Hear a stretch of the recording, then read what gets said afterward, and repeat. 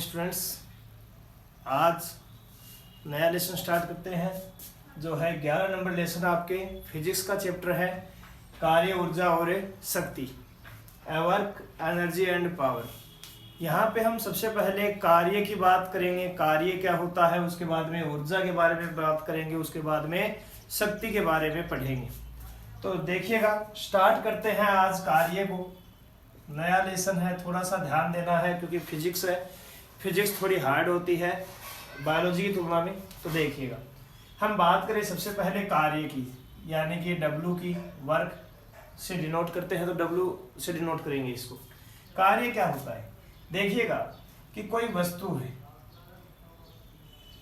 और इस वस्तु को विराम अवस्था में है, इसको आपने इधर से धक्का दिया। धक्का देने का मतलब क्या लगाया, बल लगाया, और बल को मैं किससे डिनोट करूंगा, F से। ठीक है, कोई दिक्कत नहीं है। एक वस्तु है, इस वस्तु को इधर से धक्का लगा रहे हैं यानी बल दे रहे हैं, तो ये वस्तु आगे खिसक जाएगी और यहाँ पे आ जाएगी। ठीक है, वस्तु पहले कहाँ थी, यहाँ पे, अब कहाँ पे है, B पे है, यानी वस्तु क्या हो गई, आगे खिसक गई। हमने इस पे बल लगाया, वस्तु कहाँ चली गई, आगे की ओर। तो ये जो वस्तु है ये पहले A पर थी, अब B पर ही, तो इन दोनों के बीच की दूरी क्या कहलाएगी, विस्थापन कहलाएगी। क्या कहलाएगी, विस्थापन। समझ में आ गया। विस्थापन को हम S से डिनोट करेंगे, विस्थापन को हम S से डिनोट करेंगे। इनके बीच की दूरी क्या हो गई, विस्थापन हो गई। तो अगर बल लगाने पर किसी वस्तु की जो विराम अवस्था है, उस विराम अवस्था मतलब एक जगह है वो, तो विराम अवस्था में परिवर्तन करना, या मान लीजिए कोई वस्तु है, कोई गाड़ी है, वो चल रही है, उस पे आगे की ओर बल लग रहा है और उसको हमने किसी भी कारण से, जैसे ब्रेक लगाकर हमने इसको क्या कर दिया, रोक दिया, तो गतिशील वस्तु में हमने क्या कर दिया, गतिशील वस्तु के वेग में परिवर्तन कर दिया। तो यानी कि कार्य क्या होगा कि किसी वस्तु की विराम अवस्था में परिवर्तन करना अथवा किसी गतिशील वस्तु के वेग में परिवर्तन करना ही क्या कहलाता है, कार्य कहलाता है। दोबारा सुनिएगा, हमने इस वस्तु को धक्का दिया, बल लगाया, वस्तु आगे विस्थापित हुई, तो जितना विस्थापन हुआ और बल लगाया, यानी कि हमने जो वस्तु है उसकी विराम अवस्था में, उसकी विराम अवस्था में क्या कर दिया, चेंज कर दिया, परिवर्तन कर दिया।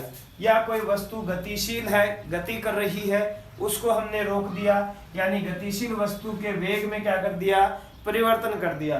तो इस प्रकार को हम क्या कहते हैं, कार्य कहते हैं। किसी वस्तु जो विराम अवस्था में है उसमें परिवर्तन करना उसकी स्थिति में, या गतिशील वस्तु के वेग में परिवर्तन करना ही क्या कहलाता है, कार्य कहलाता है।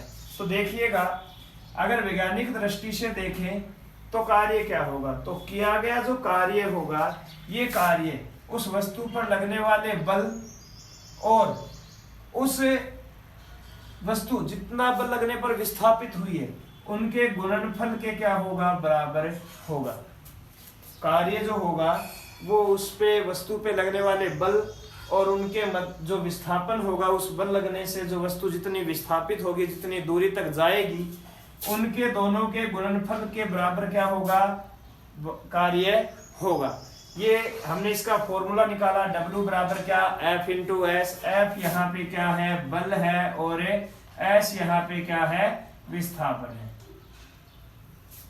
क्लियर है, कोई दिक्कत नहीं है, इजी है। कार्य क्या होगा, किसी पे बल लगाएंगे, वस्तु विस्थापित होगी, जितना विस्थापित हुई, जितना बल लगा, उनका जो गुणनफल है, उनका जो गुना है, वही क्या है, कार्य है। अब सुनिएगा, इसके मात्रक की बात करें, कार्य का मात्रक क्या होगा, तो कार्य का मात्रक क्या होगा, देखना, बल का मात्रक क्या होता है, हम पढ़ेंगे, बल का मात्रक होता है न्यूटन। क्या होता है, न्यूटन। बल का मात्रक न्यूटन होता है। विस्थापन का मात्रक क्या होता है, मीटर होता है। क्या होता है, मीटर। बीच में चिन्ह कैसा है, गुना का, तो इसको क्या कर देंगे, गुना, यानी मात्रक क्या हो गया कार्य का, न्यूटन इंटू मीटर। न्यूटन को मैं N से दर्शाऊंगा, मीटर को मैं M से दर्शाऊंगा, तो यानी कि W बराबर न्यूटन इंटू मीटर, इसका क्या हो गया, मात्रक हो गया। न्यूटन इंटू मीटर जो है इसको हमें जूल भी बोलते हैं। क्या बोलते हैं, जूल, यानी कि कार्य का मात्रक जूल जो होता है वह न्यूटन इंटू मीटर के बराबर होता है। तो W जो है, वर्क जो है, कार्य जो है, उसका आपसे मात्रक पूछे तो आप न्यूटन इंटू मीटर भी लिख सकते हैं और जूल भी लिख सकते हैं। दोनों में से कोई भी लिख सकते हैं, कोई दिक्कतें नहीं है, क्योंकि न्यूटन इंटू मीटर को ही क्या कहा गया है, जूल कहा गया है। अब थोड़ा सा आगे बढ़ते हैं। अब क्या करते हैं कि हम आपसे प्रश्न पूछेगा कि एक जूल की परिभाषा लिखिए। एक जूल को परिभाषित कीजिए। एक जूल की परिभाषा, एक जूल की परिभाषा।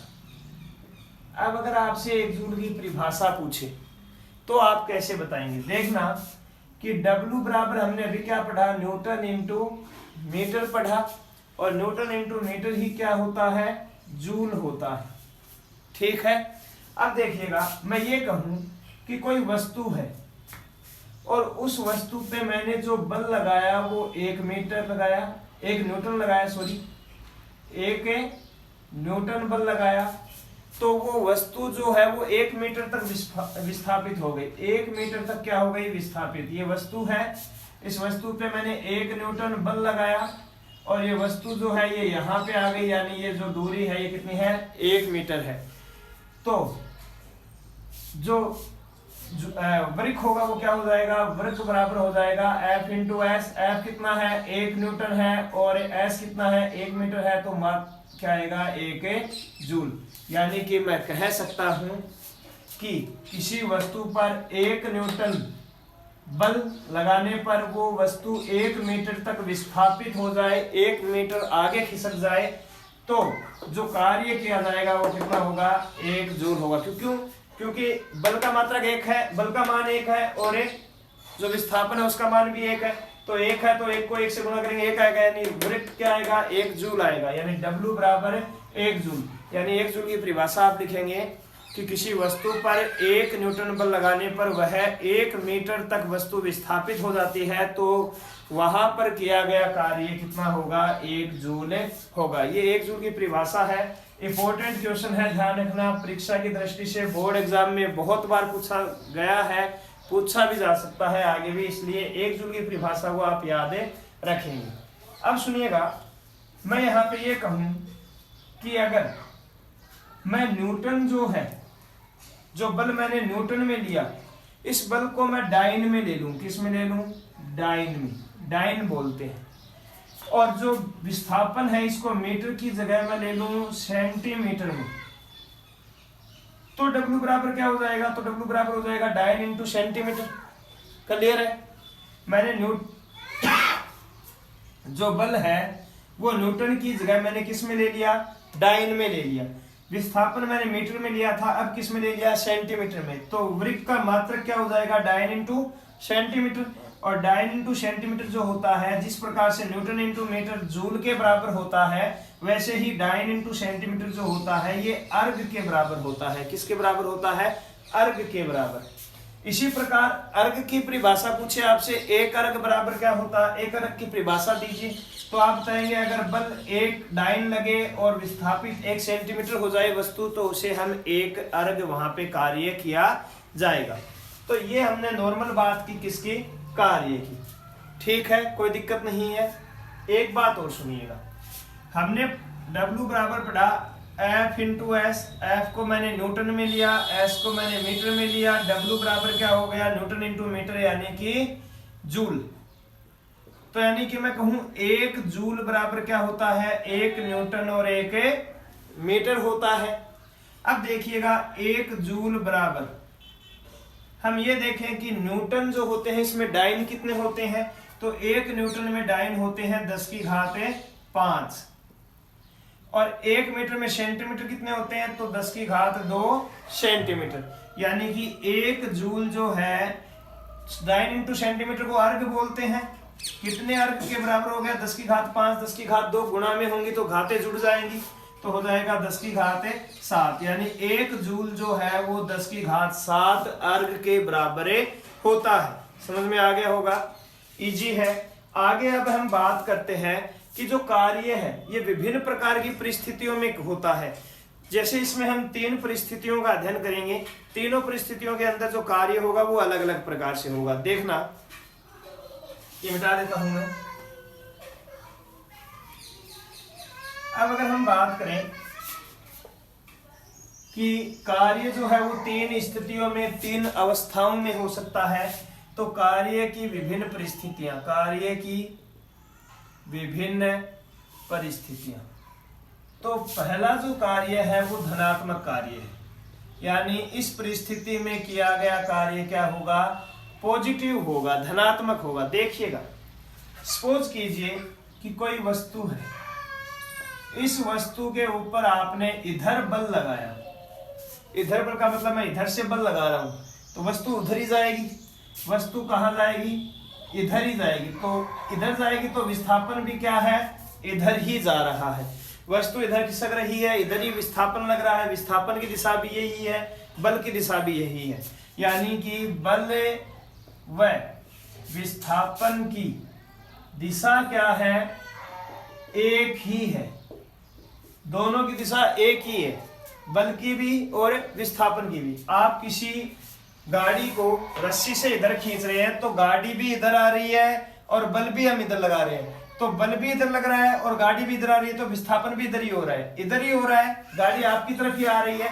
तो यहाँ पे क्या होगा, किया गया जो कार्य होगा उसकी गणना करते हैं। यहाँ पे जो थीटा का मान होगा ये 0 डिग्री होगा। कितना होगा, 0 डिग्री। कोई कोण नहीं बन रहा है, इधर है, जैसे मान लीजिए d मान लीजिए, इधर 0 है, ये मैं 90 मानता हूं यहाँ पे, d जो होती है उसमें।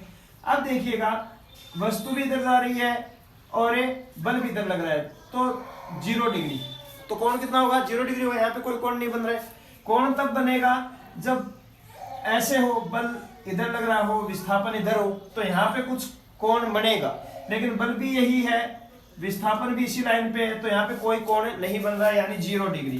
तो देखिएगा कि कार्य जो होता है ये तो अदिश राशि होती है, लेकिन इसमें बल और विस्थापन जो है ये क्या होती है, सदिश राशि होती है। बल भी सदिश राशि होती है, विस्थापन भी सदिश राशि होती है। सदिश राशि और अदिश राशि। सदिश राशि का मतलब होता है जिसमें दिशा हो, दिशा सहित, जिसमें हम दिशा की बात कर सकें। जैसे कि देखिएगा, मैं घड़ी की बात करूं, मैं आपको कहूं कि 8 बज गए, तो 8 बज गए, मैंने आपने पूछा कितना टाइम हुआ है, मैंने कहा 8 बज गए हैं, यानी कि आपने जो पूछा उसका मैंने सीधा सा जवाब दिया, 8 बज गए हैं। लेकिन सोचिए, क्या मैंने ऐसे कहा कि पूर्व में 8 बज गए हैं या पश्चिम में 8 बज गए हैं? 8 जो है वो सभी दिशाओं में 8 ही बज रहे हैं। तो यानी कि मैंने कोई भी दिशा का यूज साथ में नहीं किया, सीधा आंसर दिया कि 8 जो है वो टाइम हो गया है, 8 बज गए हैं, दिशा को साथ में ऐड नहीं किया। तो वो राशि क्या होगी, अदिश राशि होगी, जिसमें दिशा नहीं दी हुई। लेकिन अगर मैं कहूं कि कोई व्यक्ति किस दिशा में जा रहा है, तो आप कहोगे पश्चिम दिशा में जा रहा है। तो जिस तरफ वो जा रहा है, जो दिशा आप साथ में बता रहे हो, तो वो क्या हो जाएगा, सदिश राशि। तो बल और विस्थापन दोनों ही क्या है, सदिश है, इसलिए इसके ऊपर तीर का निशान वेक्टर लगाते हैं। और जब आप वेक्टर को हटाएंगे तो वेक्टर को हटाने से यहाँ पे आ जाएगा कोस थीटा। क्या आ जाएगा, कोस थीटा। पॉइंट जो होता है इसको हटाते हैं तो कोस थीटा आ जाता है। अब देखिएगा थीटा का मान कितना है, यहाँ पे 0 डिग्री, और कोस 0 डिग्री का मान कितना होता है, तो कोस 0 डिग्री का मान होता है 1। तो यानी कि कोस थीटा की जगह क्या आ जाएगा, 1 आ जाएगा। W बराबर FS इंटू 1 आ गया, 1 से गुणा नहीं करते, यानी कि क्या बना, W बराबर FS। यानी यहाँ पे किया गया कार्य बल और विस्थापन के गुणनफल के बराबर होता है। पॉजिटिव है इसलिए इसे कहा धनात्मक कार्य। समझ में आ गया होगा, कोई दिक्कत नहीं है। ये थोड़ा सा दोबारा देख लो, W बराबर FS होता है, इन वेक्टर को हटाते हैं, पॉइंट को हटाते हैं, तो यहाँ पे कोस थीटा लग जाता है साथ में हटाने से। कोस थीटा में थीटा का मान मैंने आपको बताया 0 डिग्री है, तो कोस 0 का मान होता है 1। तो 1 अगर इससे गुणा करेंगे तो ये सेम प्रोसेस W बराबर FS से आ जाएगा। तो इसे हम कहेंगे धनात्मक कार्य। ठीक है, आगे बढ़ते हैं दूसरे कार्य की परिस्थिति में। दूसरा जो परिस्थिति है वो है ऋणात्मक कार्य। दूसरी बात करें तो दूसरा है ऋणात्मक कार्य। ऋणात्मक कार्य में क्या होगा, ये वस्तु है, इस वस्तु पे बल तो मैं इधर लगा रहा हूं लेकिन वस्तु जा इधर रही है, यानी कि बल कहीं लग रहा है, विस्थापित कहीं हो रहे हैं। जैसे कि देखिएगा, कोई व्यक्ति है, तैराक है, पानी में तैर रहा है, पानी में जैसे ही तैरेगा बल कहाँ लगाएगा, पानी पे पीछे की ओर, खुद कहाँ जाएगा, आगे की ओर। बल तो कहाँ लगा रहा है, पीछे की ओर, और जैसे खुद कहाँ जाएगा, आगे की ओर जाएगा ना। जो तैराक है वो पानी में स्विमिंग पूल में तैर रहा है तो वो पानी को तो पीछे की ओर धकेलेगा, यानी बल कहाँ लगा रहा है, पीछे की ओर लगा रहा है, लेकिन खुद कहाँ जा रहा है, आगे की ओर। यानी कि बल के विपरीत दिशा में क्या लग रहा है, जो बल है इसके विपरीत दिशा में क्या हो रहा है, विस्थापन हो रहा है। तो जब बल के विपरीत दिशा में विस्थापन होगा तो यहाँ पे जो कोण बनेगा कितना बनेगा, 180 डिग्री। तो W बराबर मैं ले लूं Fs कोस थीटा, तो थीटा का मान 180 डिग्री, कोस 180 डिग्री बराबर क्या होता है, -1। तो यहाँ पे क्या आ जाएगा, W बराबर -Fs। तो ये जो होगा, ये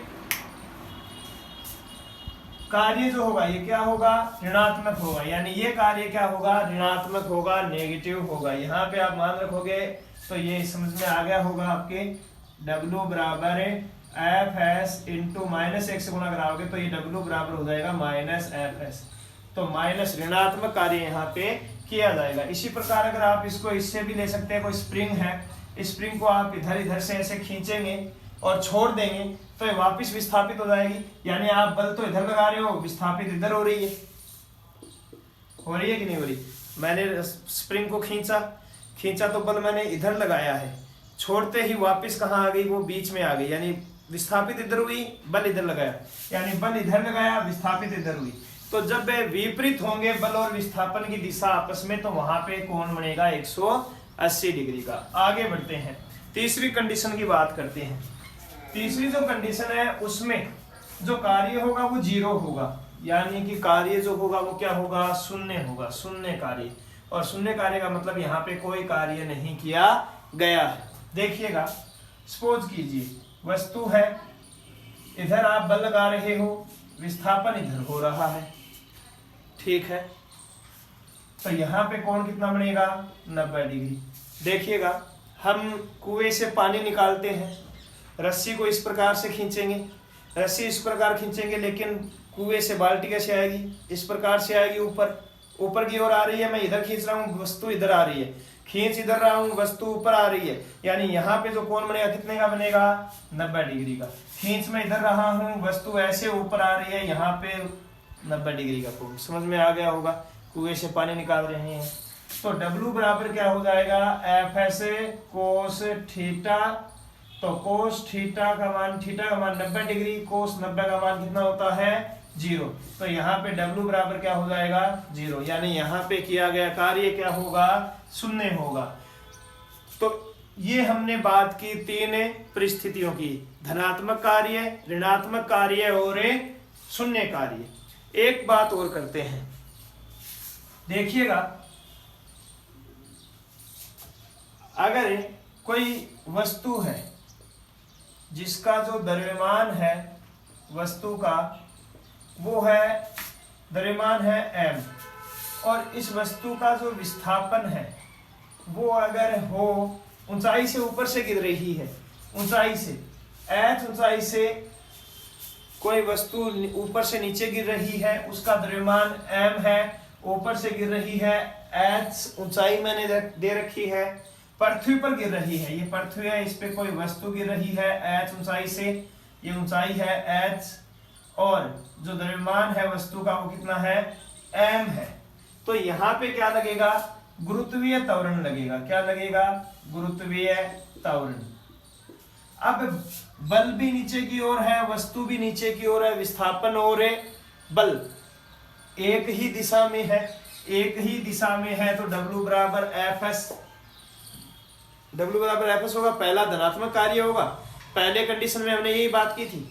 ठीक है, तो अब W बराबर F बराबर यहाँ पे क्या होगा, F सुनिएगा, F का सूत्र हो जाएगा यहाँ पे mg, यानी जो द्रव्यमान है उसका गुरुत्वीय बल के साथ में क्या कराएंगे, गुणा करवा देंगे। तो W बराबर mg, S जो है वो विस्थापन ऊंचाई है, जितनी ऊंचाई से गिरा है, जहां तक पहुंचा वही तो विस्थापन हुआ, तो वही हुआ, तो यहाँ पे ऊंचाई लेंगे उसको, यानी विस्थापन की जगह में क्या मानूंगा, ऊंचाई मानूंगा। तो ये क्या बन जाता है सूत्र। अगर गुरुत्वीय त्वरण दिया हुआ हो, कोई वस्तु ऊपर से नीचे गिर रही हो, तो वहां पे आप कार्य का सूत्र क्या लगाएंगे, mgh। समझ में आ गया होगा। W बराबर दो कार्य, आप दो सूत्र आपको याद रखने हैं, एक तो W बराबर fs और एक W बराबर mgh। सीधे आपको बल और विस्थापन दे रखा है तो ये सूत्र लगा देना आप, और अगर आपको द्रव्यमान और ऊंचाई दे रखी है, जी नहीं देगा, ध्यान रखना। गुरुत्वीय त्वरण का मान कितना होता है, 10 मीटर पर सेकंड होता है, कन्फर्म है ये, ध्यान रखना। वैसे 9.8 होता है ये, लेकिन हम जब गुणा भाग करते हैं तो इसको 10 मान लेते हैं। ठीक है, तो पृथ्वी का जो गुरुत्वीय त्वरण होता है वो 9.8 होता है, पर जो हम न्यूमेरिकल करते हैं वहां पे इसको 10 मानते हैं, ताकि गुणा भाग में कोई दिक्कत ना आए। तो जी का मान आपको याद रखना है, 10 याद रखना है। आपको वो m दे देगा, h दे देगा, g नहीं देगा। g आपको याद रखना है, यहाँ पे मान लीजिए m आपको 5 दे दिया, और h जो है ये भी 5 दे दिया, और कहे कि w का मान क्या होगा, तो w बराबर क्या हो जाएगा, m की जगह आप 5 लोगे, गुणा g की जगह कितना लोगे, 10 लोगे अपने आप से, ध्यान रखना। गुणा में h कितना लोगे, 5 लोगे, कितना हो गया, 250 हो गया। तो ये आपको क्या रखना है, याद रखना है। यहाँ पे क्या आ जाएगा, जूल आ जाएगा, ध्यान रखना। तो ये हमने पढ़ा किसके बारे में, कार्य के बारे में। कार्य टॉपिक इतना ही है, आगे ऊर्जा की बात करेंगे अगले वीडियो में।